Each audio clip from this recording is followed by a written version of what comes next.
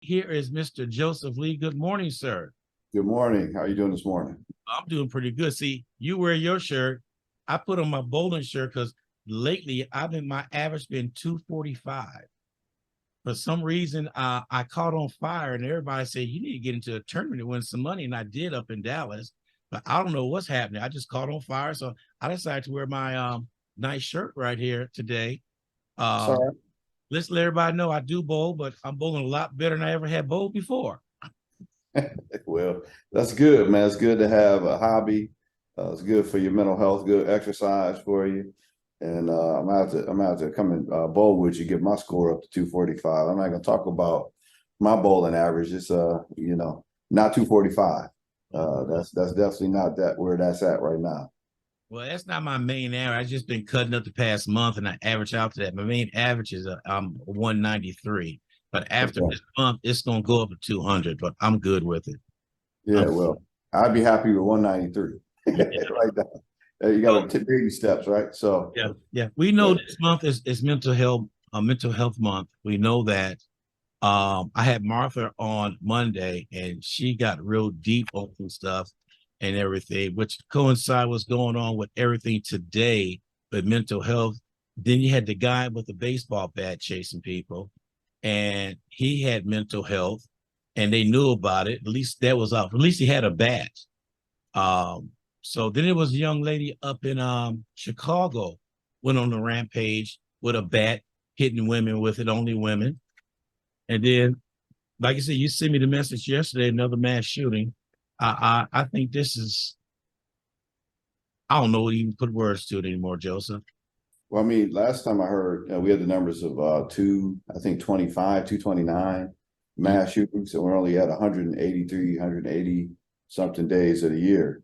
So I think that says it all. You know what I'm saying? So, Yeah. we've got a lot of things to really talk about in terms of, the Farmington shooting, because we talked about some traits. You think we talked about traits last time. We've got a lot of the younger people get involved in active shooting situations. The one on May 15th, I think the gentleman was 18 years old. I think his name is Bo Wilson. Shot three and killed three elderly ladies. You know, I think he was randomly walking around shooting like 10:56. He was spotted on a Ring camera, uh, firing shots just randomly into the neighborhood. About 10:57, Farmington police are dispatched to the scene. 11:02, police officers arrived to the scene. 11:06, shots were fired between police and Wilson, and then Wilson is pronounced dead. Right. So quick response, right? But unfortunately, three people had to die. They did not need to needlessly. And we're dealing with this over and over again. I think it's been at least 4 weeks in a row we've had a mass shooting to have to report on this show, right? Yeah. So it's getting to the point where it's commonplace, and those two words should never go together: mass shooting, commonplace, right? So something is definitely broke in our society. And on that note, I want to talk about how broke it is. I just talked to one of my friends, high school folks up in Grand Rapids, Michigan, better known as Governor Slugwell, Victor Williams, the hip hop mayor in Grand Rapids, a longtime friend, working on a phenomenal project up there that my grandfather was a part of, the neighborhood. I think I have the book up here, right by me somewhere here, but it's a city within a city. I'll grab it. I'm always reading it, looking. Oh, here it is, right here. So this is actually being made into a movie he's working on. Talks about the redlining situation in Grand Rapids, but we'll talk about that at a different point. Maybe get the governor on the show and talk about some of the things I've done a few meetings with the author of this book and talk about those issues. But I want to talk about the mental health issues because in the Grand Rapids, my hometown, I want to pull up all the facts, make sure I got it right. He told me that a young man, third grader, brought a gun to school, loaded, with one in the chamber, full clip, and third grade. And this happened, I think, May 10th, which prompted the school district to prompt that there will be no backpacks coming to the school to the end of the school year. So we got kids, first of all, bringing firearms to school with my hometown, Grand Rapids, with all these situations going on. So we're reporting about active shooting situations. And I just have a colleague down here, I believe in the Houston area, one of my close friends and fraternity brothers who lost a niece because somebody left a handgun loose, and the sister actually shot the other sister accidentally. I guess there was the gun fumble, was dropped, and the bullet came up and shot the little girl, and lost his niece that way. It's just gut, so irresponsibility. I don't know how the gun was found. I don't know how a third grader got his hands on the gun, but obviously, some changes are going to be made. And what was interesting is that Victor Williams, shout out to him again, Governor Slugwell, Grand Rapids, Michigan. People are still trying to waffle, on what should be done, right? There's people saying, oh, metal detectors. Oh, well, that's going to make our kids feel like criminals. Talking about what they should do, backpacks, no backpacks, whatever. Look, I think, I'll have to just chime in on this in a minute. We got to have some common sense, right? Right now, the #1 killer of children in the United States is handgun violence. We talked about that on the show last time. I can't think of, no bigger threat. So I don't care what it is. Right now, we need to have metal detectors. We dang need the National Guard out in front of these schools. But, we also have to have an awareness of education, how to secure weapons. They used to have police efforts where you would have a lock that you can put on the gun as a minimum through the chamber, around the stock, to keep the gun from being fired, to keep a clip from going inside of it. But if you get a gun, you should have a safe, and you should not have that child knowing that combination of that safe. Maybe having a lock that only you have access to, that you keep on your person or whatever. But we need to secure these firearms and make sure they're not getting into the hands of people that are unstable. Also, we're going to have to get some laws in place to penalize those that allow access to somebody that is about to have a nervous breakdown, or whatever, not nervous breakdown, but have a psychological break and do these things in the community. It's gut wrenching. We have to report this every week. You know what I'm saying? We got to the point, I think we talked about this, we're going to actually have a celebration when we don't have a mass shooting. You know what I'm saying? That's kind of where we're at in this country. And our legislators are, the Democrats are trying to put some more meaningful legislation. What is the Republican Party doing? What legislation are they putting forward? If we're not addressing that issue, if we're not pushing that issue, we got to push them out of office. That's where that's headed. And we have to demand more, because at first I beat up the politicians about, what they're not doing. But you know what? They're just as fragmented as the American people are. Yeah. So we've got to decide what we want to do. And in a few months, we're going to talk about differences in culture. I'm getting ready to head over to Japan. Be staying over there for a year or so, working a contract with the Department of Defense, and, still doing what I'm doing here, working my private practice virtually. And, it's interesting, the culture difference and what they've embraced and what we chose to embrace. And let's look at the effect of it. We're going to have to get into that. Why is it that we have the issues that we do? So we're talking about mental health. I want to get into that real quickly, since it's Mental Health Month, just to point out some things, right? That we and we talk about our kids and protecting our kids. Our kids are not just under the assault of weapons. We talk about that every week, but let's talk about some of the other things that they are. So looking at a report on the state of youth mental health, just to give you some facts, 1 in 3 teen girls have seriously considered suicide. 1 in 5 have experienced sexual violence in the previous year. 14% reported being forced to have sex.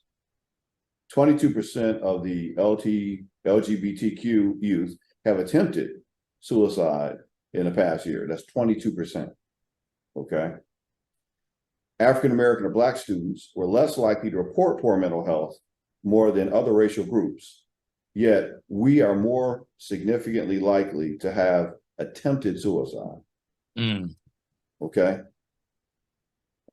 I can leave it on that right there. Check on your kids. Find out how they're doing.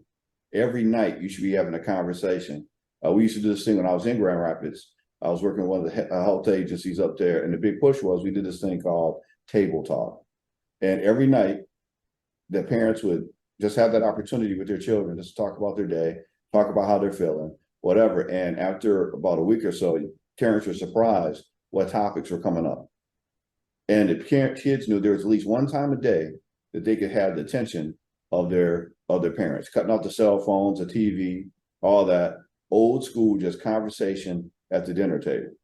Yeah. Bring that back. Bring that back. You'll be surprised what you find out, and find out what's going on in your home or in the school or with your child. Very important.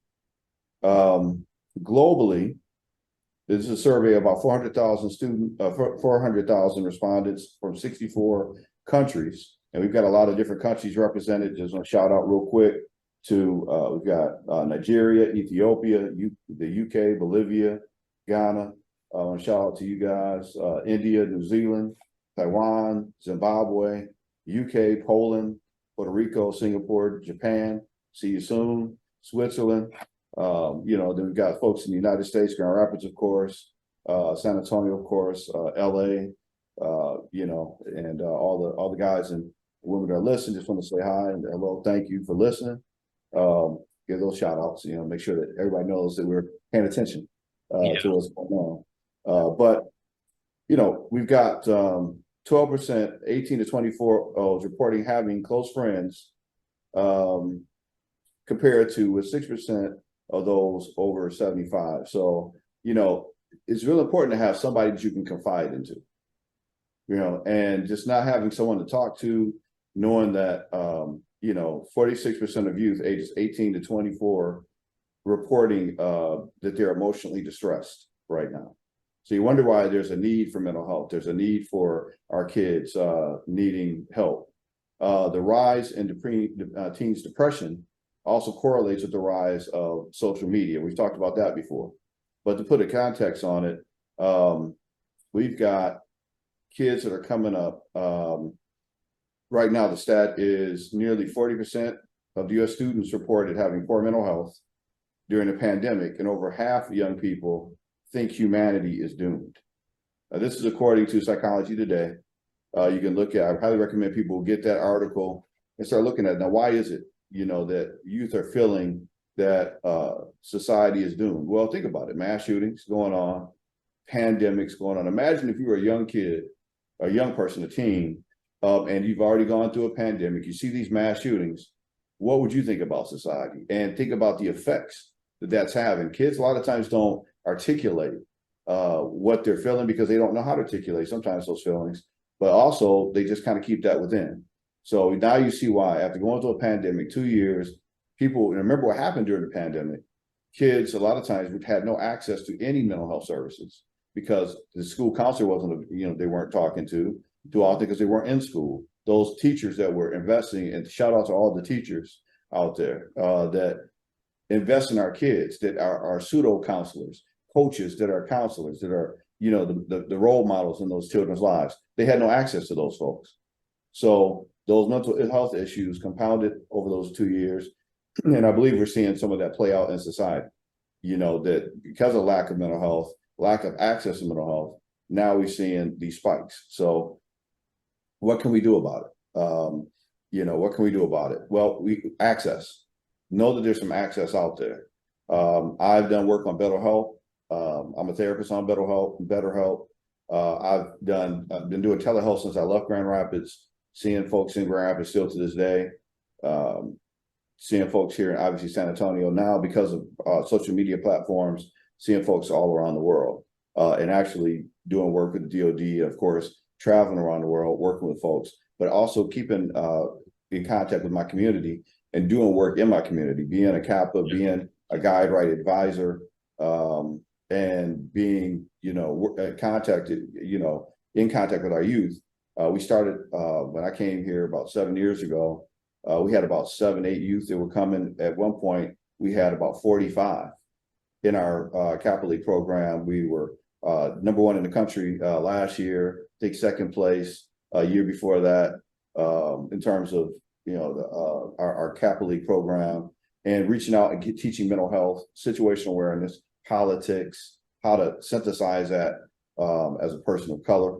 And we have to, and then also stay in contact, letting those kids know that they have somebody they can talk to, a mentor, that, kind of can check in from time to time and know that they can talk to each other, right? Yeah. So we have to teach these things and to look at the news on the local, national, international level, which is a component of a GPS program that I do with the kids. Just teach them situational awareness, that they're part of a local, national, and global community so they can be more conscious and aware. So that's kind of the solution in terms of, situational awareness. Also explaining about mental health. What is mental health? What is it? Why should you be not concerned about reaching out, getting help? Because we see that our kids, Black students, we just said it, are more likely, less likely to report mental health issues, but more likely to have attempted suicide.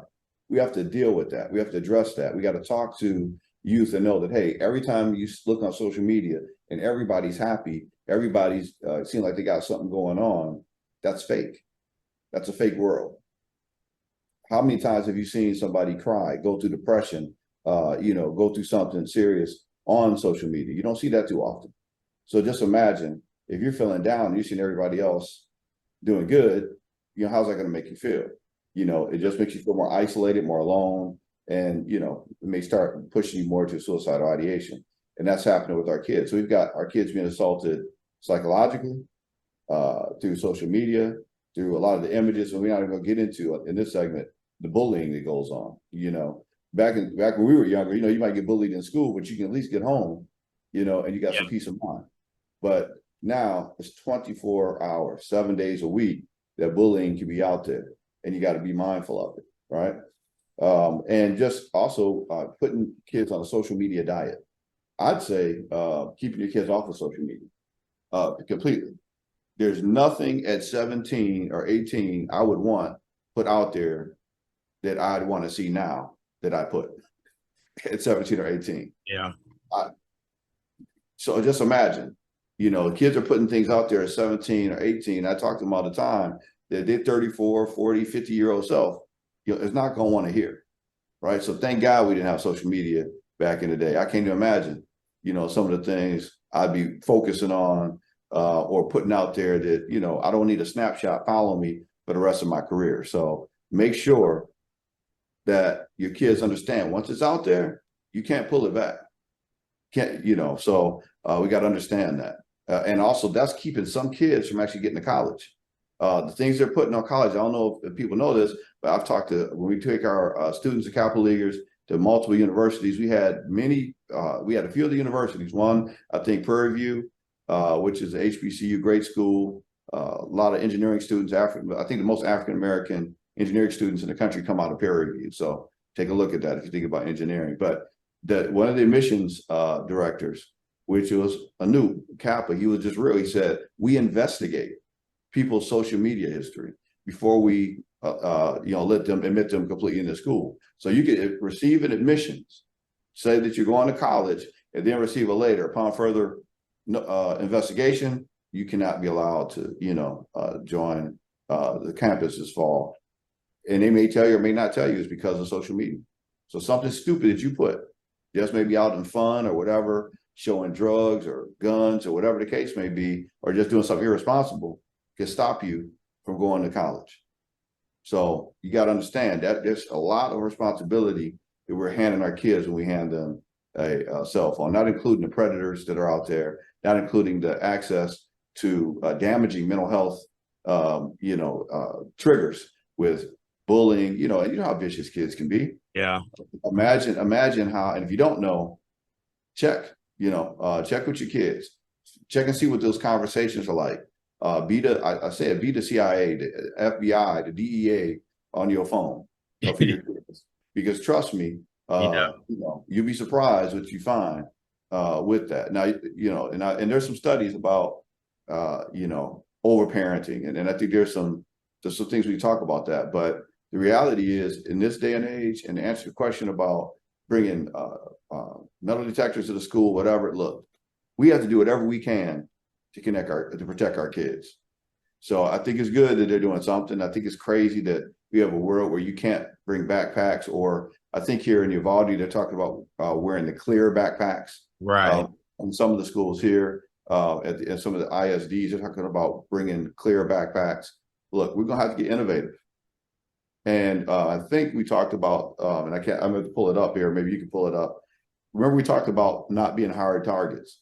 We got a school here in Texas where veterans, and we talked about this before, protecting our schools. Now, I'm not sure, I think I'm not sure which school out to pull it up, but we got veterans sitting out there with ARs protecting the schools because it's too late when somebody shows up on the scene and you got somebody with a handgun, a police officer, or even a shotgun going up against an AR. So, our kids are not safe at school. They're doing we're asking too much of our teachers. Educate them. We're not being paid well.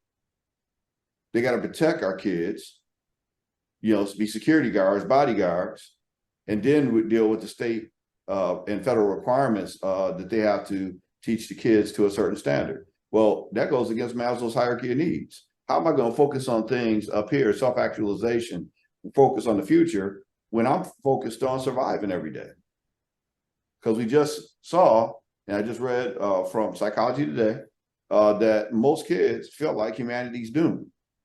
If half of the kids are feeling that way, how interested are they going to be at algebra or continuing their studies when they're at that bottom rung of Maslow's hierarchy of needs, trying to survive, wondering, hey, if something's going off, or if something's going to go, somebody's going to come in here and shoot me, or somebody's got a gun in their backpack, or whatever the case may be.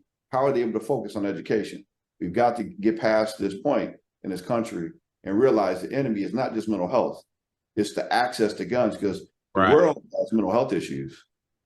And we said that over and over again. Every country I mentioned has a mental health issue, and that should be a kind of a commonsensical point. We just came through, and still coming through, the effects of a pandemic.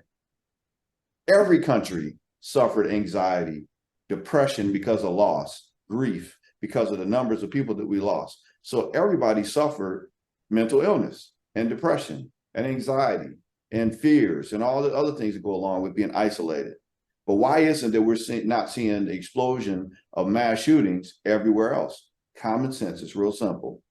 Guns and the access thereof.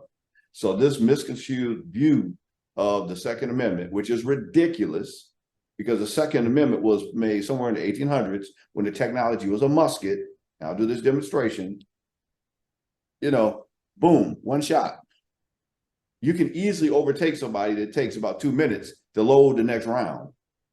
Or even the modified muskets that you can load a little bit quicker. There weren't mass shootings back then. So obviously the drafters of the Constitution, the folks that wrote the Second Amendment, did not think that we would be stupid enough not to understand that you have to protect yourself from weapons of mass destruction. We didn't have to go to Iraq to find weapons of mass destruction. We got them in our homes. We're selling them right in the stores. And we're not smart enough as a community to address the issue, right? We're so concerned about people coming to Mexico. I said it before.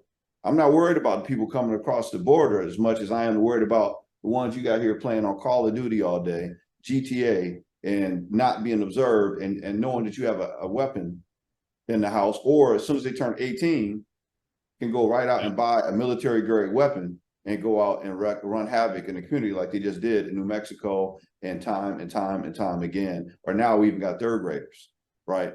Bringing guns to my hometown to school, one in the chamber and a loaded clip. And we still don't know. We got people talking about, well, I don't know if I don't want my kids being considered a criminal. How about this? You want your kid considered dead? Because that's what we're dealing with. Don't get so lost in the weeds that you don't know the basic premise that you have to focus on, which is safety for your kids. I don't care what, we'll deal with the mental health issue of them being perceived as criminals, because most of the time, realistically, kids are perceived as criminals anyway. If you have brown skin or black skin, you're perceived as a criminal anyway. Yeah. That's what you're portrayed as. That's why when you walk around in the store, you're being followed, being looked at, all that type of stuff. So look, we can deal with that issue, right? Because we can deal with self-awareness, we can deal with self-esteem, we can deal with the perceptions of us, right? But then we have to help break that perception. But anyway, that's their issue if they want to perceive me a certain way. Just don't act on it. I don't care what you think of me, just don't act on it. To law enforcement, you can perceive me any way you want to. And there are some good law enforcement out there, but let's just be real, there's some that aren't. And you can perceive me any way you want to. Just don't act on it. Yeah.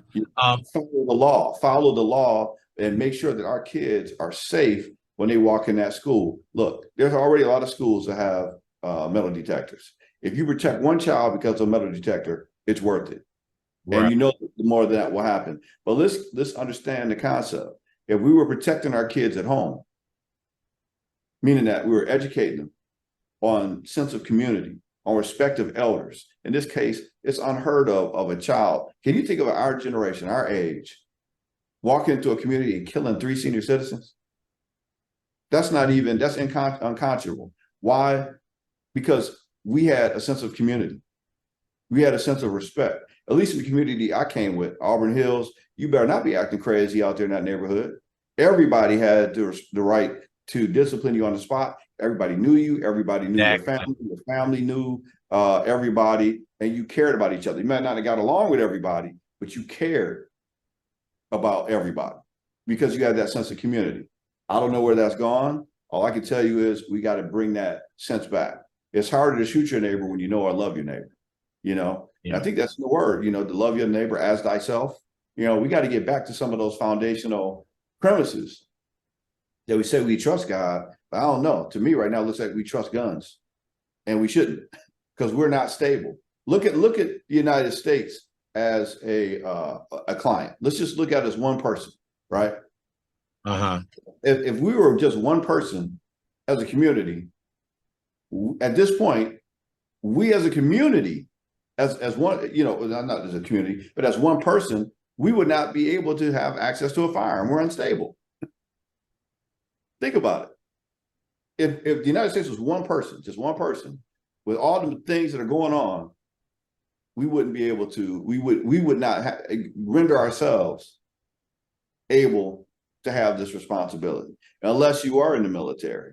And to talk about the military, they have more respect for guns, right? You can't just walk around in the United States with your AR, your M16 or your MP, whatever you got, MP15, whatever you got. We had to stack our arms, and we had to have somebody watching those guns. And we're trained. We're the ones that are supposed to carry it. So why is it that we're trained, we respect firearms, we have different rules and regulations on when we can actually grab our firearms, and we're letting 18-year-old kids just walk in a store and get one? There's a sickness going on. There's a sickness and a lack of accountability and responsibility to access to firearms that we have to deal with.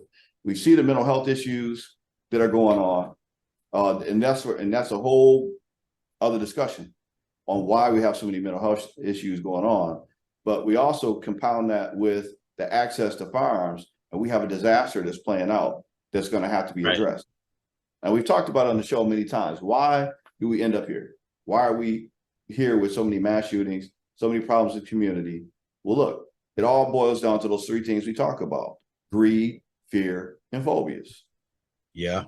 You have a natural fear. Everybody wants to protect their home, but the media feeds phobias, and that these criminals are coming. These criminals are about to come and take over the country and all that. Yes, there are some problems with fentanyl and things of that nature, and people bringing things into the country.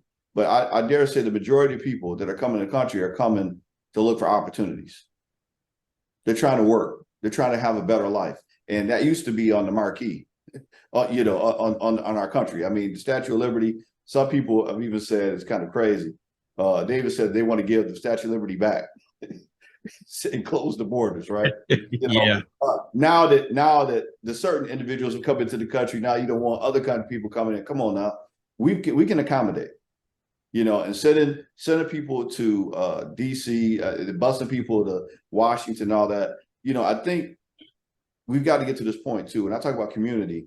That's one aspect, but we got to remember humanity as well. You got to remember that. We got people dying in some of these ICE areas, these retention centers. And this is a problem.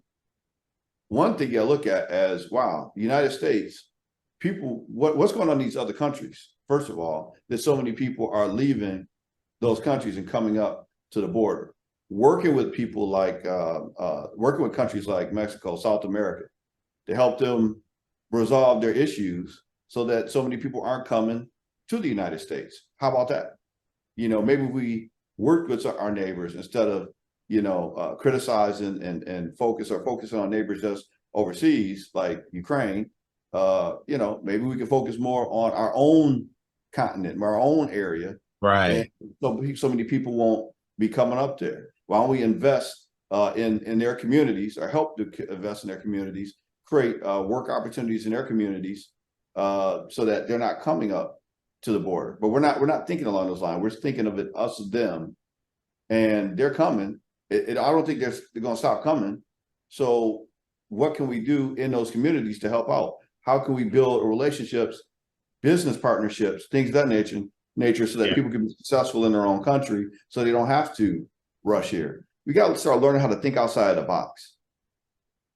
You know, we have to, first of all, I guess, start thinking, but then learn how to think outside of the box, and then hold our politicians accountable. We're responsible. The American people as a whole are responsible for the inadequate and incompetent leadership that can't even figure out a debt ceiling. And you know what? Biden's leaving for Asia, right? You know, while the debt ceiling is being considered. You know what? I kind of understand what he's talking about. He need a vacation. He need to go and focus on some other things. You got all these people, congressmen, all that, congresswomen there, and they can't figure out the debt ceiling. Look, make it happen. I think that's kind of a smooth move. Y'all better make this happen. You ain't trying to listen to me anyway. You know what I'm saying? So y'all better make this happen. We got other things to focus on. We need to be focused on these kids. We need to be focused on making this society safe. Because again, let's look at it from a Maslow's hierarchy of needs level. If you can't survive, or you're focused on survival, how are we going to focus on the higher levels of Maslow's hierarchy? How are you going to focus on actualization, focus on developing a vision, focus on community, when you're just trying to focus on survival? And maybe that's the intent, to keep you locked in and focused on survival, so you won't hold these idiots accountable up in legislators, in the legislative levels of government, to what they should be doing. They're padding their pockets. You've seen it now, from the Supreme Court to the congressman. One thing don't seem to stop them is access to income. You see Clarence Thomas, I almost said something else in front of Thomas, but Clarence Thomas, having his family's house being taken, paid for, grandkids, or family members having their education paid for, taking lavish trips. Well, you know, when you sell out, I guess you get money. That's why people sell out. You know, now you see the Supreme Court justice, we thought he was a sellout. Now we saw how he sold out, right? Yep. Now that's what he's getting. Now this is the cool, and this is one of the craziest things that the Supreme Court said. It's almost like the mafia. Wasn't cool. It was kind of, they trying to be cool and say something like, well, we'll police ourselves. Yeah, right. Yeah. Police yourself.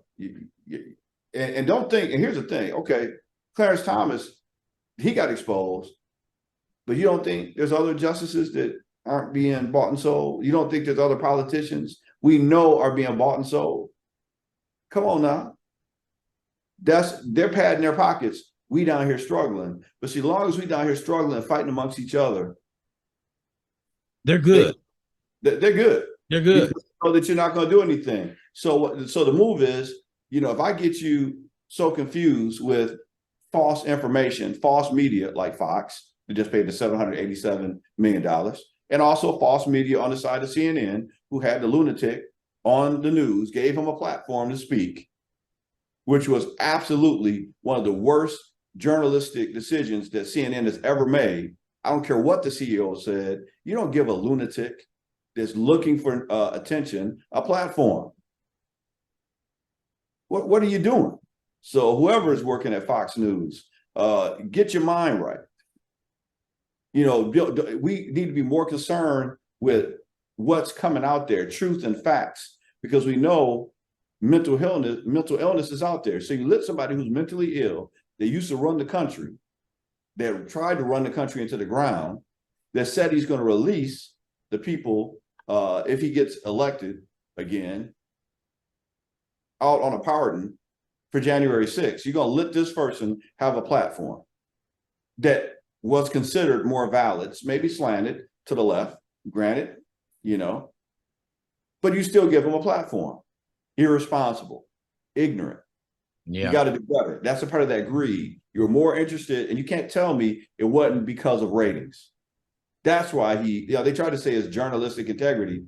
Yeah. Yeah. Get out of here. Get out of here. Who you fooling? You know what I'm saying? Who you fooling? You know, we at a time when people are not reading, and got to talk about this, because this is we talked about some mental health issues. We talked about what our kids are facing, but we now are looking at a society where artificial intelligence is going to another level. AI, yes. You know, I don't know if people are paying attention, but they've got, I just saw yesterday, I think it was on ABC News, how they have computers now, or programs where you can scan legal scan tax law, scan mass amounts of text, and then ask the computer a question, and it will answer legal, it'll answer financial, it'll answer tax questions. So they're saying that, you know, some of the things that we used to rely on people for and reason for now will be depending more on computers. One of the things I also read, there's actually this program that you can write a topic, and it will write a paper for you. Yeah. You know, now I can see, I remember when I was in class, oh my God, I'm sure there's some kids that are thinking, this is the greatest thing since sliced bread. I'm going to try it. I'm going to try to turn in a paper to somebody like Mr. Lee and upload it into the computer and think I'm going to get a grade. Not knowing that things like Blackboard have plagiarism defense mechanisms already in place. They can tell if it's been plagiarized.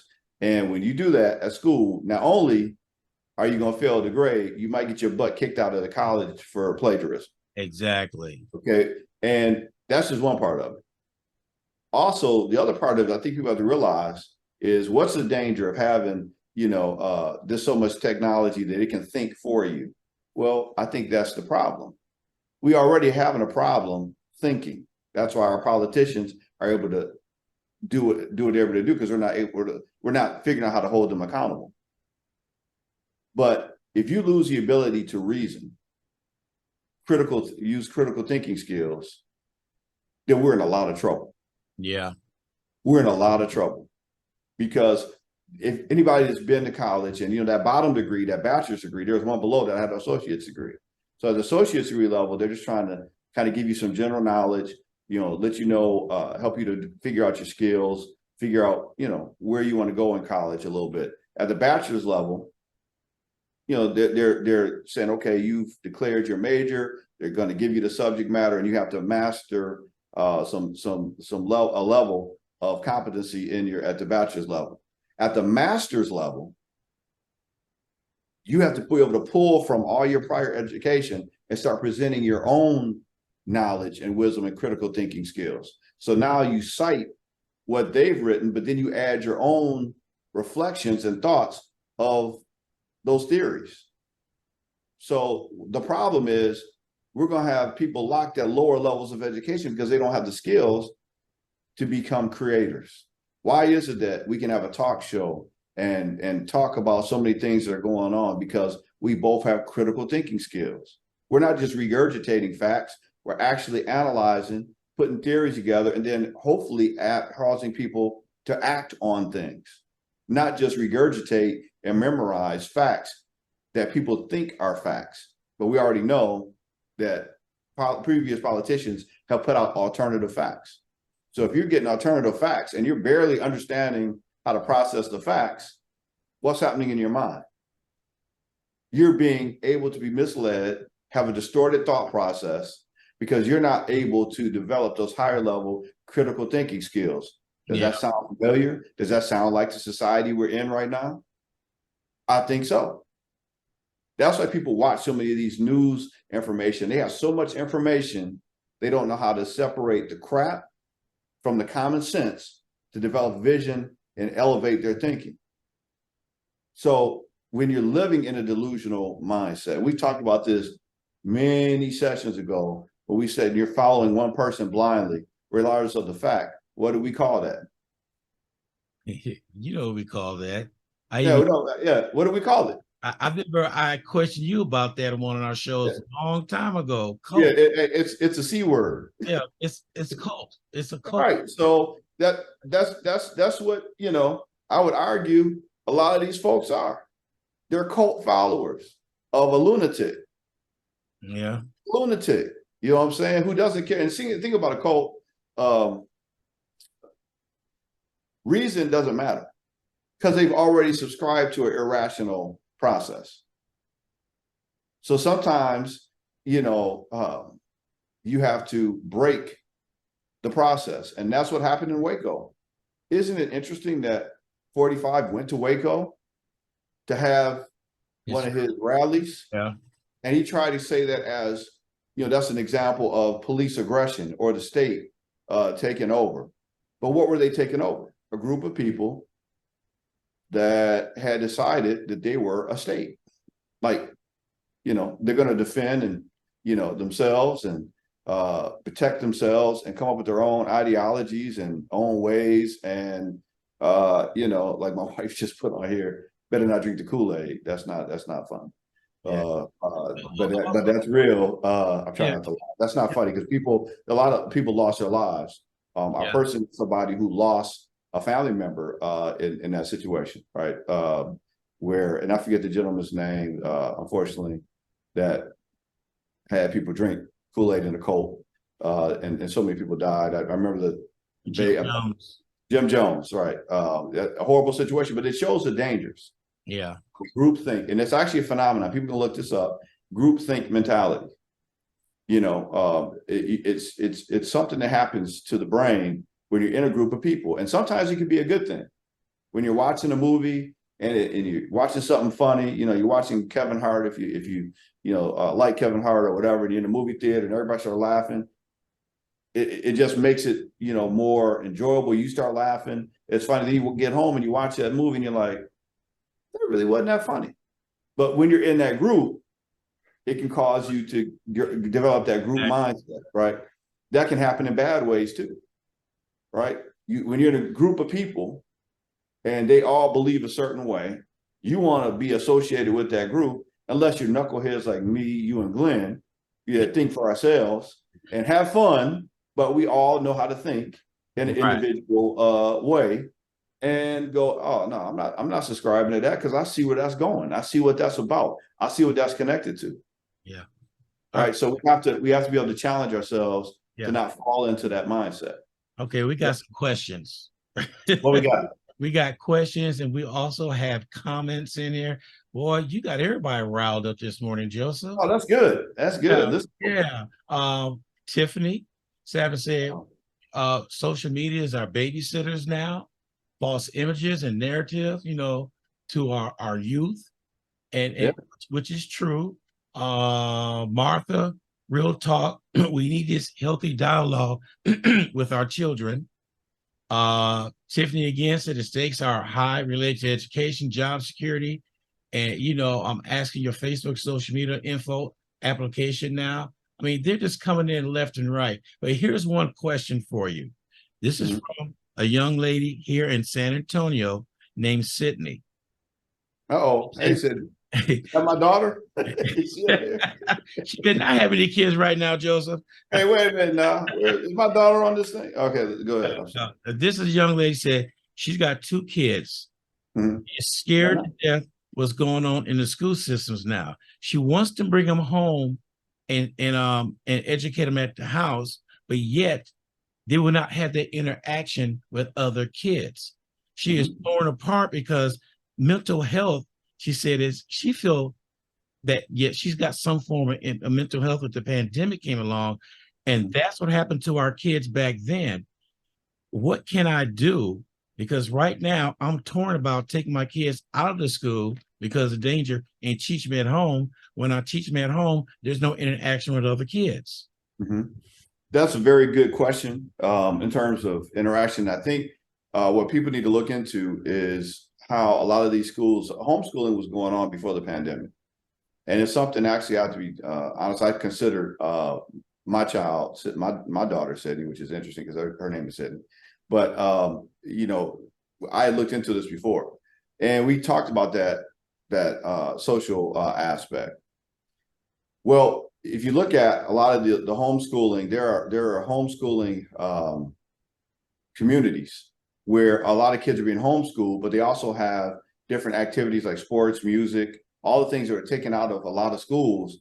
They have communities that of homeschool children that have sports, music, drama, all the things out there that they connect with so they can have those social skill interactions. There's community centers.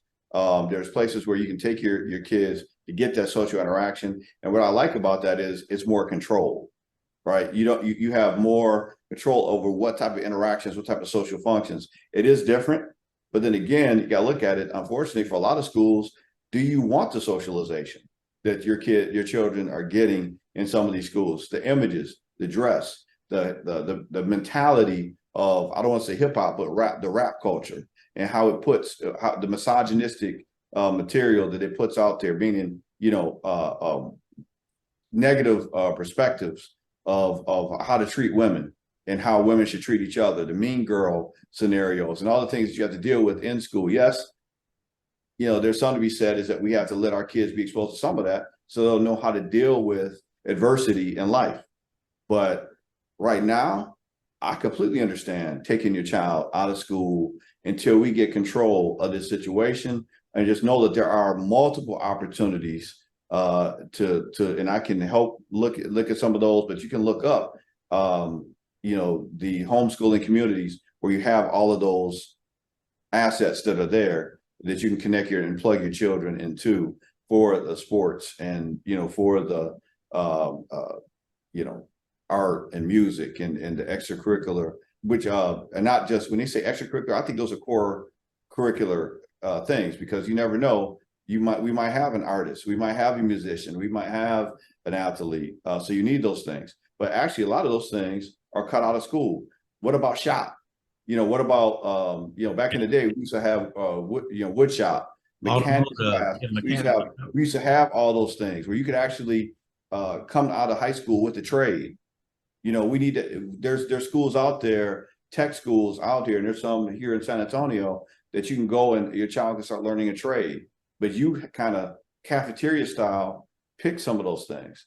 And we talk about education. I hope that answered the question, but you have to kind of look for these opportunities, and they're out here because there's organizations that cater to homeschool children, and they have very much a different educational process, but still a very good one. Most of these kids, they go to college. They are advanced because they're able to focus on the education, not the foolishness that goes on as much in some of the schools. And there's a lot of them. Not trying to beat up the public schools too bad, but just being real, we've got some issues that we have to address. Yeah. And figuring out what we want our kids, being able to deal with the realities that our individual communities are facing, like in Grand Rapids, bringing a third grader bringing a gun to school. We got to deal with that. Metal detectors, backpacks being clear, whatever it takes to protect our kids. Let me be clear. That's what has to be done. Worry about the perceptions later. because they're going to have to worry about that anyway. But if your kid's bringing a third grader's bringing a gun to school, hey, you got to have a metal detector. You got to have something to protect these kids. And we'll worry about the perceptions later. Have them call Impact. Have them call another mental health agency. We'll help to give them self-esteem, but we got to make sure they're protected so they can continue to grow. That's the bottom line. And if anybody don't like that, talk to me about it. Write in and we'll compare why we need to focus on protection versus all these other high-level concerns and all that. Protect our kids, bottom line. Okay. We have a comment that came from Sherry Lewis. She said, some Christian academies associate with homeschool children for sports and extracurricular activities to promote socialization. Yeah, that's a perfect example of what I'm talking about, right? Yeah. There's communities of schools out there that associate with homeschool children, and then you can instill some Christian values, which is under attack. We literally had that the transgender student attack a Christian school, right? Because let's just be real, our society, our kids are being attacked with all these thoughts and processes and things that they shouldn't be focused on. We just hit the numbers right here. Transgender students, right? LGBTQ have attempted, 22% have attempted suicide in the previous year. Why is that? Because we're giving them ideas, we're giving them concepts to focus on that they're not emotionally able to deal with. We're also not providing protections. Look, I've been a school counselor. I've worked in the schools. I know what we're trained. This is one of the most endangered groups of kids, and we have to be able to protect them so that they can at least survive the not just economic, but the emotional onslaught that they go through. And in my faith, in the church that I attend, we talk unconditional love, unwavering truth. I'm not going to tell you I believe in, or I stick to what the Bible says, but I'm going to also make sure that you are loved regardless of what your stance is or what you think your stance is, because I know the competing forces for your mind right now. Yeah. I know the competing forces for your soul. So I'm going to love you, but I'm going to direct you by my example, by my life, to what I think is more healthy. I'm not going to condemn you. I'm going to love you and try to direct you the best way I can to what I know and what I feel the Holy Spirit leads me to do, right? Now, in counseling standpoint, look, I'm a Christian. I'm a counselor that happens to be Christian, and I don't hide that. Now, I don't bring that into the room with every conversation because there is a separation of church and state. There are certain places I can't overtly state my Christian belief, but once they say they're Christian or whatever the case may be, oh boy, we can go. We got some tools we can work with.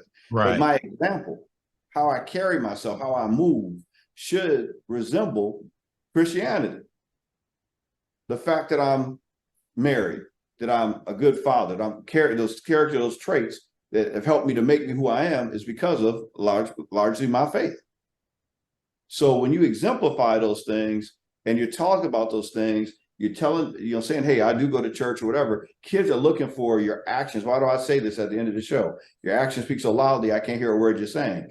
Some people talk the talk, but they aren't walking the walk. Right. And kids can see that.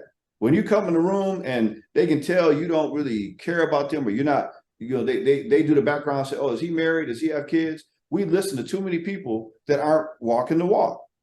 A perfect example of that. Put it out there. There was a very popular radio show host years ago that passed away, Kevin Samuels. People listened to what he said, but look at his life. Was he married? Did he have a successful relationship? But you were listening to him on radio, on emotional and relationship advice. Well, what did his life say? What was his credentials?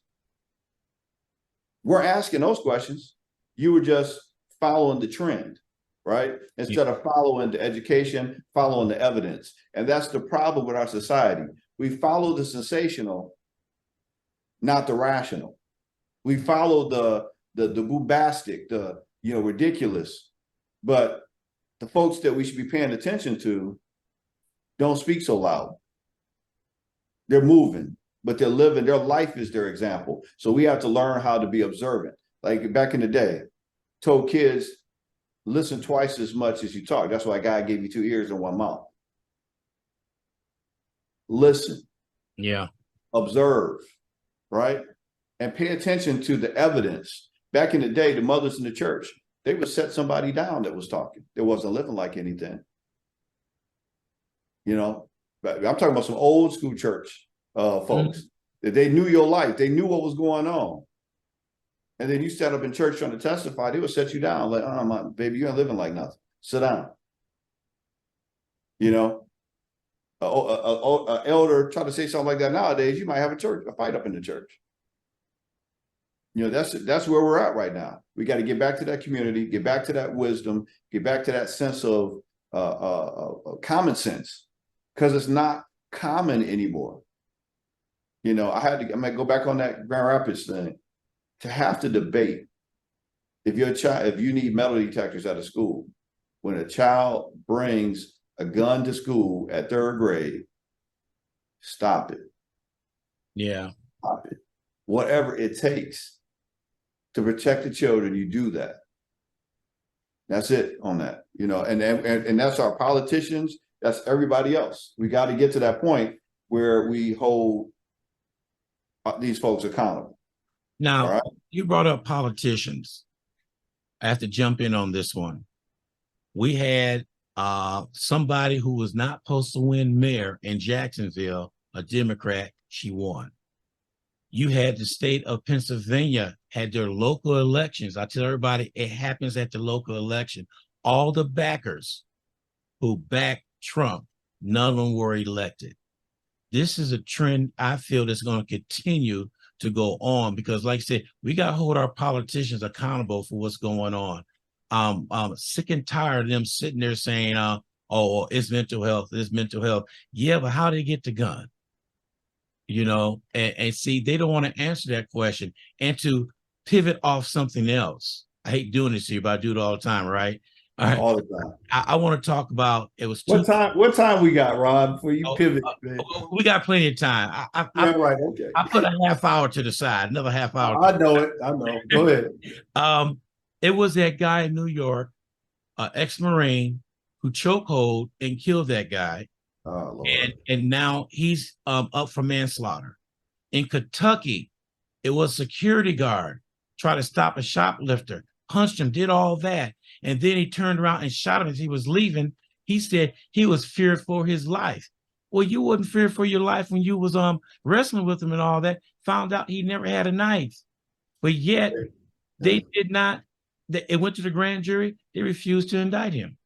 Yeah, you know what? And you wonder why there's a saying or a push out here for Black Lives Matter, right? And I know the movement has had its critics and all that, but when you have events that happen like that, you have to see that there's a lot of validity in the fact that Black lives keep being compromised and the laws don't seem to protect that. When a person is fleeing and you feel for your life, it don't work like that.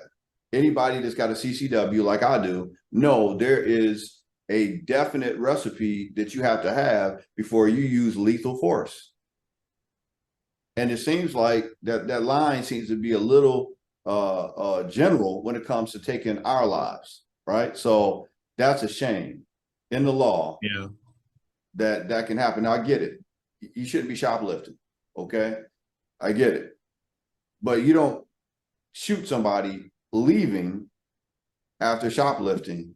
That's not a capital punishment offense. Patrick Loyola, they got shot in the back of the head by a police officer in Grand Rapids, Michigan for a routine traffic stop. Not acceptable. All right? Serve and protect, not attack and kill. All right, that's not on there, right? But we have to teach folks how cops even come into the ability to have that type of authority. And this wasn't even a cop, this was a security guard. with a gun. With a gun. So we're talking about top flight security. All right, you know, taking somebody's life because what was the young man stealing? Whatever. Half the stuff fell out the bag he had.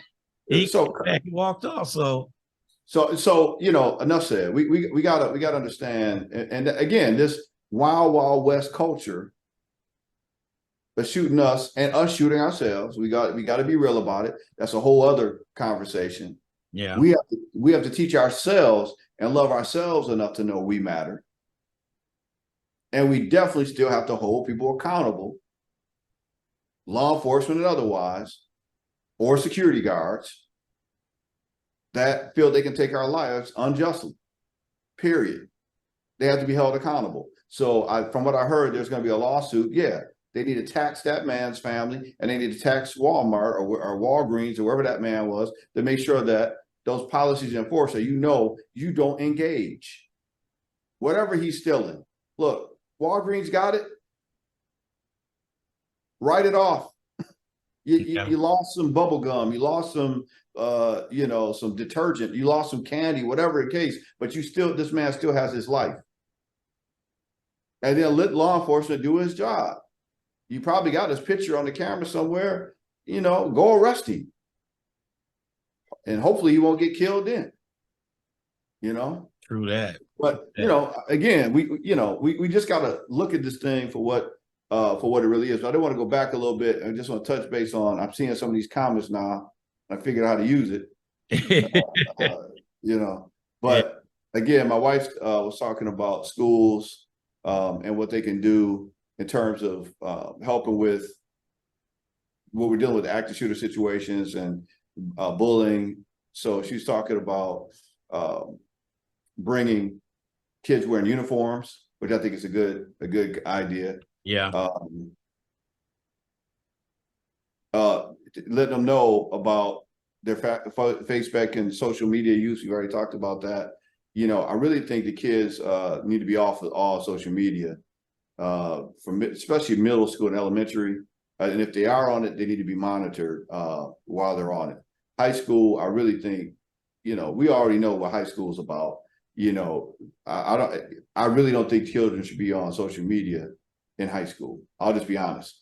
TikTok and all that type of stuff. If they watch it, they need to be supervised on especially on what they post. I know that sounds crazy, but you just think about the outcomes. I know personally of kids that were facing charges because of stupid things they did on social media environments in high school. I've seen it. I've seen kids do things they think were funny, doing things, that they think were funny, and they're being brought up on charges. You got an example of kids taking pictures of body parts, airdropping them in a classroom. That then becomes child pornography. So imagine coming out of high school as a sex offender because you decided to do something stupid. What type of jobs are you not going to be able to get because of that? Kids Snapchatting weapons in a backpack and being arrested and in federal court by the end of the week because they did it in an environment where where there's federal laws in place. So do I need to say that teenagers don't have the best judgment? Yeah. That they give them something they can put a snapshot that could affect them for the rest of their lives. Just not a good combination, regardless of what the trend is. We got to stop, even as parents, and me included. I mean, my daughter has access to a cell phone. We monitor it. But why do we give her that much technology at an early age? Well, it's a trend. So we have to, but if you give somebody access to a trend, you got to understand the dangers of them having that access. So, you touched base on a few. I think we talked about it last week. What is the legal age for adult? I think I broke things down with that gun violence that I showed everybody last week. You're considered a legal adult at 18 years old, but yet they turn around and say you're not mature enough to drink, so they raise the limit to 21. If you commit a heinous crime at 17, if it's real heinous, they could try you as an adult. Somewhere along the line, we got to figure out what is an adult and what is not an adult, because you're sending mixed signals to the kids. And I think we have to look at this. If you think about it for a way, it's going to make a lot of sense. we have to set laws based on the physical age of people. But I know people my age and older that still aren't adults. You got that right. I got, we're going to talk about the relationship series. Some of these women think they out here dating men, they're dating boys. Yep. So, still want to be a player. You know what I'm saying? And living with mama. At 60 or 50, thinking anyway. So I might be stepping on some toes, but I don't care. That's what I do. You don't like me, send a message. We'll talk about it. Because I'm gonna get you. You already know. Ron already know what we do. Yeah. Anyway, so the fact of the matter is, we've got this number that we have that we want to say a person is adult. You're an adult based on your behavior. You're an adult based on your level of maturity. There are some people that are developmentally slow, and some people are slow for the rest of their life. So, based on your behavior, will you have certain privileges? If you have, and I've been saying this a while back, I'll say it again. If you exhibit homicidal ideation in school, you should never have access to a gun for the rest of your life. Yes, if you exhibit those signs, like some of these young people have done, like bringing dead animals to school, having bags of dead animals. Yeah, this is the type of stuff that's seriously an issue. If you and if they're not gifted, like so I'll put it like this: a person that is exhibiting some of these signs, they're either going to be a surgeon or a psychopath. Yeah. The wiring is very similar. If the young man is a social misfit, not functioning, withdrawn, and not getting good grades, probably not going to be a surgeon. So which one do you think he's possibly going towards? The psychopath. If he starts bringing birds with his head cut off, like what's happening up in Michigan, to the school, a bag of dead cats, Salvador and Uvalde, there are signs that something was really going off on this person. They should be banned from ever buying a gun, ever. Yeah. You can't, I don't have to tell you right now, the gap between mental health and law enforcement is too broad. So if a person ever gets homicidal ideation, guess what? No, man, I don't even want you having a slingshot, much less an AAR. Oh. That's what we had to do. When I go into the hospitals and I have to put somebody inpatient because they're exhibiting homicidal suicidal ideation, it's customary that we tell the people in the home, remove all lethal weapons, sharp objects, medication from the environment, or put those up, lock them away. Because even after we stabilize them, there still may be some periods of instability. Now, you've got some of those same people that would normally be institutionalized if we caught them with an arsenal of firearms and military grade weapons at home. Yeah. And you don't understand the problem. And you got politicians walking around with ARs on their lapels on their jacket, exactly, as if it's a joke. Mm-hmm. Well, you know what? It's starting to not be funny. See, you go to DC and watch some of these people drive around. They're their little mini motorcades. See, they're protected. Well, kind of protected. You know what just happened to the gentleman who his office, a Democrat, who they came in there with baseball, the guy came in there with baseball bats, and he asked for him by name. And when they couldn't get to him, he started hitting these girls. Intern, first day. Yes, right. First day. Now, that bottom degree is political science. That's one of the routes I could have took. So now all these interns, but see, back then people weren't going to these offices with baseball bats and all that type of stuff. But now, hey, interns gonna have to be carrying CCWs. You come in there with a bat on me, you're gonna leave with something a little different. You know what I'm saying? But not to say that, to make a light of that serious situation, but we're gonna have to stop being soft targets. I said it once, I said it again. We've got to stop being soft targets. At our schools, at our churches, or wherever. Look, that's how we're going to deal with this. People of sound mind and trained are going to have to be in position to react on these people that are mentally unstable.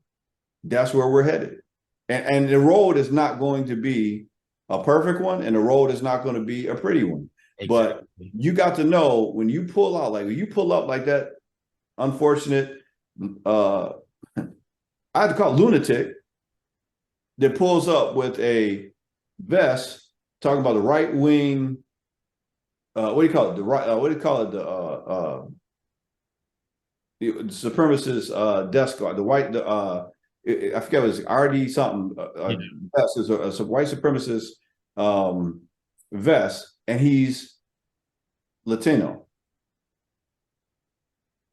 You know, and then Marjorie Greene had the nerve to say that obviously he wasn't a right wing supremacist because he's Latino. Look, crazy determines who they belong to.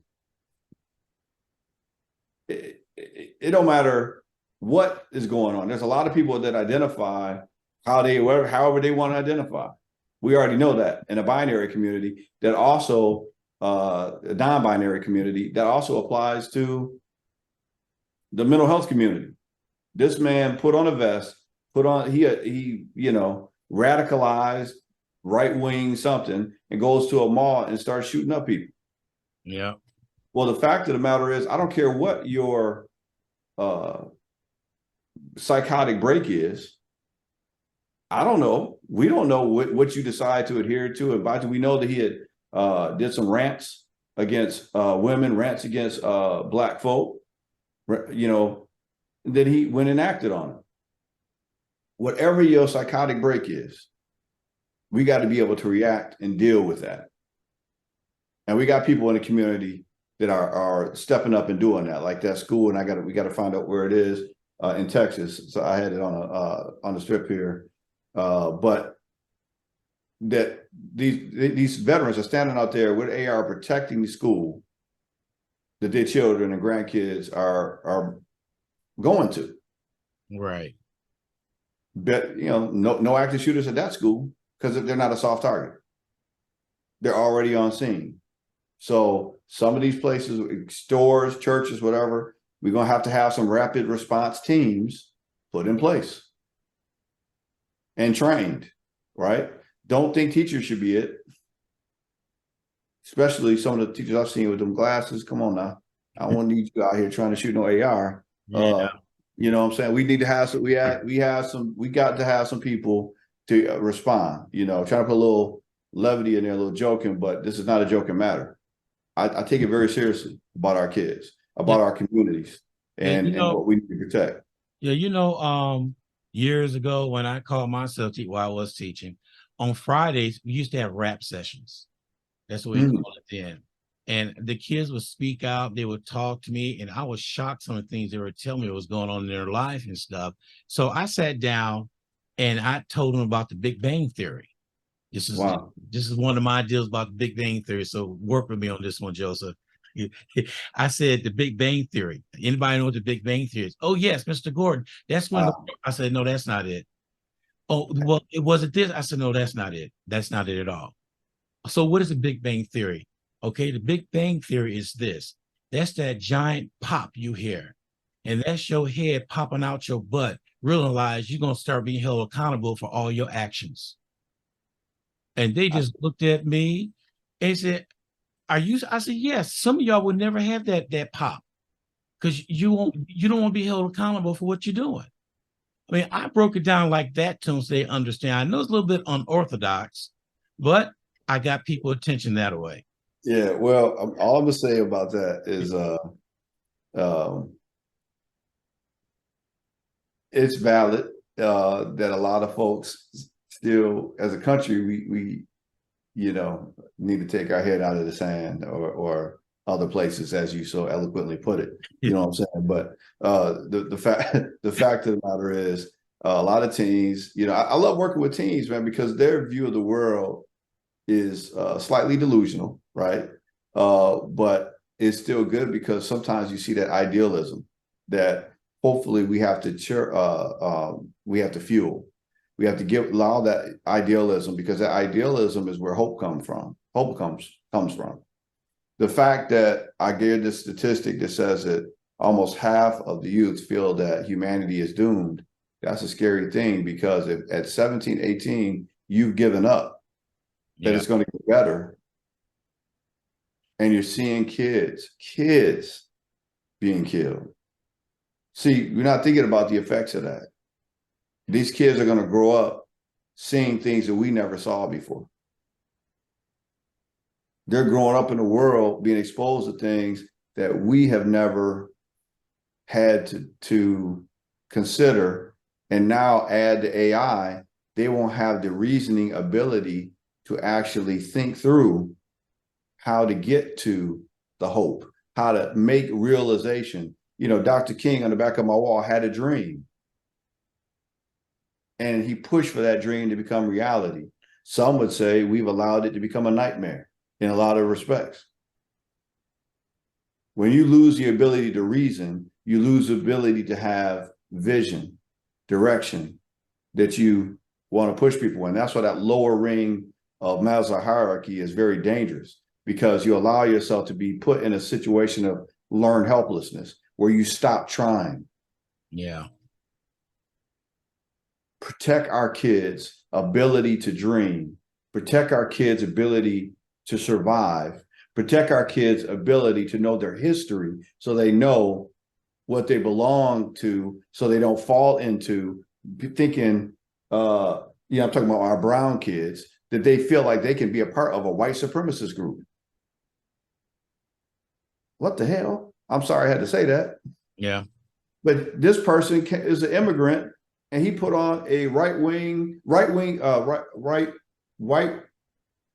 supremacist terror squad vest. That's what he had on. What are you talking about? That's a person that's been cut off from their history to fall into it. And let's go back. We had just a while back here, I forget the young man's name right now. It's been so many of these, but it just struck me: 4 Black officers killing a Black man. Yeah. Who was a member of, and a lot of these folks were a member of a fraternity, a Black fraternity. Yeah. Acting like they were part of the Klan. That's what was going on back then. You forgot who you are. You forgot where you came from. Hey, that's a dangerous thing. That's the outcome of why DeSantis is trying to keep us from teaching what they call critical race theory. Exactly. Hey, as long as I'm a part of the Guide Right program of Kappa Alpha Psi fraternity, I will teach our history. I'm going to teach it from an Afrocentric perspective, and I'm going to validate it with facts. And if you don't like facts, if you don't like our history, don't put them in front of me. I will always teach that. Because if you don't know where you're from or where you came through, you can't know where you're going, and you can easily be put back in front of that same situation. I came into a situation where I was born into a situation where our family, our community broke the red line in Grand Rapids, Michigan. I clearly knew what the enemy was. And I had people and elders telling me what I had to do to get the education. I had no choice but to get an education.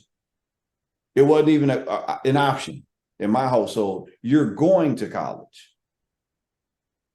And people sacrificed. My grandparents, my grandfather sacrificed to make sure I had that opportunity. And I worked for my family while I was going through college, taking care of my grandfather for 15 years with dementia, the progressive Alzheimer's. And I had to learn a lot of things at an early age that have allowed me to hold on to things and grow financially. But I paid attention and listened to my elders. And that's why I'm in the position that I'm in now. But if you don't know your history, you don't know how important it is to respect and listen to your elders. They know something. But we're in a situation now where 18-year-olds are killing elders, walking down the street, Yep. shooting seniors. Society is sick. It's time we recognize it. Society is sick. Our understanding of what our ideals are sick. The leaders we're looking at, I think it was one of the aides to Trump had said, the world is laughing at Trump. Laughing. He would come into the room, and this is one of his top aides, said that he thought, these world leaders were actually paying attention to him. He was the laughing stock in the room internationally. Yeah. And there's still people trying to put him in office. Why? Because of a misguided allegiance to someone who obviously should not be in charge of anything other than a prison number that's assigned to him. And see, I get it though. I get the confusion. I understand the sickness, right? Yeah. People will follow somebody if they feel that they're going to get something out of it, right? They like Trump because, he's bombastic, he's loud, he's irrational, but he's saying some of the things that they want to hear. And they wish they could say. But they wish that they can say. Now, see, I'm gonna pull out something, right, that may be controversial, and y'all tell me if it's controversial or not, right? We've supported people that we knew we shouldn't have because there was something we were getting out of it. I'm guilty myself. I knew I shouldn't have bought the chocolate factory, R. Kelly. I knew I shouldn't have. Yeah. I knew what he was doing was wrong, but we turn a blind eye to some things that we know are wrong, and people do horrible things because we turn that blind eye, because they're talented in one particular area, or they're saying something or doing something that we really value. We turn a blind eye. Well, just like happened with R. Kelly, needs to happen with Trump. We need to be held accountable. And eventually, I believe we'll be, but we have to hold ourselves accountable. We should have been buying nothing from R. Kelly, knowing what was going on. After that video came out, the urination and all that type of stuff, hey, him saying it wasn't him, look, we knew it was him. But we still kept buying things from this person because he was really talented. That music was a jam. I'm sorry, it was. If you can't, not one person the sound of my voice that looked like me didn't jam to some of them R. Kelly songs. Now, realistically, and I still have a hard time not listening to some of R. Kelly, but I understand he got to pay for what he did. Right. He got to, but at the same time, you pointed R. Kelly. What about them twisted, corrupted parents that were allowing their child to be around somebody like that? I don't care who you are or what you got. My daughter ain't staying with no grown man other than me. I hear you on that. No. Yes, sir. So again, it's not, you can't blame the monster. You also got to blame the community for allowing the monster to exist. Trump existed. Trump exists because monsters, people allow him to be a monster. Exactly. R. Kelly was able to do what he was able to do because they allow R. Kelly to do what. Where were the men at? They said, "Nah, dog. Hey, you might jam, but you ain't doing that with them babies. You ain't doing that with them girls." Money, again, greed, fear, and phobias. This case, it was greed. Yeah. Right. Greed again with Trump. These people think that they're going to get a gain, some type of financial gain, some type of political, socioeconomic gain to let this lunatic do what he's going to do. Well, you dance with the devil, you're going to get demons. Yeah. That's how that works. Okay. On that note, I'm at to change our show name. I'm just going to call it the Impact Show. Yeah, we can't say the Impact Hour. No. Because I did this on purpose because I know we get into things and people are listening and they really are chiming in more today than I ever seen before. New listeners are chiming in, and I like that because this flow is going. And you had a lot to say today. And somebody said, let me find out where I can find that. Um, you all are really touching on some sore spots today. Very necessary. That came from Tiffany. And you know, we are. I mean, we have always spoke on this show saying if we are not telling the truth or you object to what we're saying, chime in and let us know. And we will put you on the show to tell us that.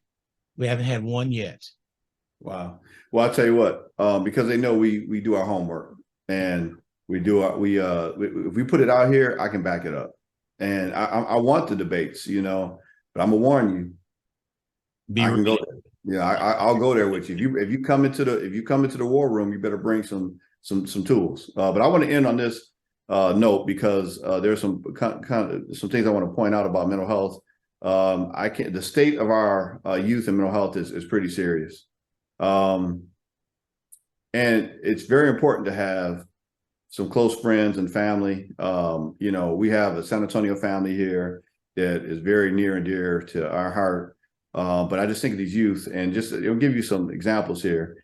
Individuals of all ages, and this is from Psychology Today. Individuals of all ages without close friends or family were 10 times more likely to have mental health problems compared to those with strong relationships. 10 times. All right. Yeah. Because of COVID-19, things that were going on, because of COVID-19 and our current climate, 40% of the US students reported to having poor mental health during the pandemic, and over half of the young people think humanity is doomed. I didn't just make that up. That's based on statistics. So you're wondering where the mental health crisis is coming from, why things are the way they are. Look at what we've gone through. Okay.